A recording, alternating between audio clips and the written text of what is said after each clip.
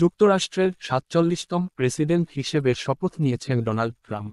আজ সোমবার বাংলাদেশ সময় রাত ১১টার দিকে ওয়াশিংটন ডিসির কংগ্রেস ভবনের ভেতরে ক্যাপিটল রোটুন্ডায় তিনি শপথ গ্রহণ করেন। শপথ গ্রহণের কয়েক মিনিট আগে তিনি অনুষ্ঠানস্থলে প্রবেশ করেন। ট্রাম্পের আগে শপথ নেন vice president JD Vance.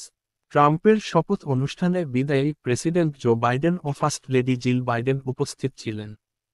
Trump অনুষ্ঠানস্থলে আসার আগে সেখানে উপস্থিত হন দেশটির সাবেক প্রেসিডেন্ট বিল ক্লিন্টন, সাবেক ফার্স্ট লেডি ও সাবেক পররাষ্ট্রমন্ত্রী হিলারি ক্লিন্টন, সাবেক প্রেসিডেন্ট জর্জ ডব্লিউ বুশ ও সাবেক ফার্স্ট লেডি লরা বুশ এবং সাবেক মার্কিন প্রেসিডেন্ট বারাক ওবামা।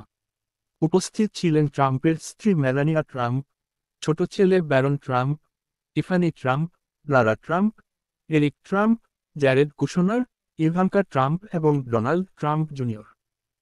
বিদেশি অতিথি হিসেবে ইতালির প্রধানমন্ত্রী জর্জিয়া মেলোনি, আর্জেন্টিনার প্রেসিডেন্ট হাভিয়ের মিলি সহ আরও অনেকে অনুষ্ঠানে উপস্থিত ছিলেন।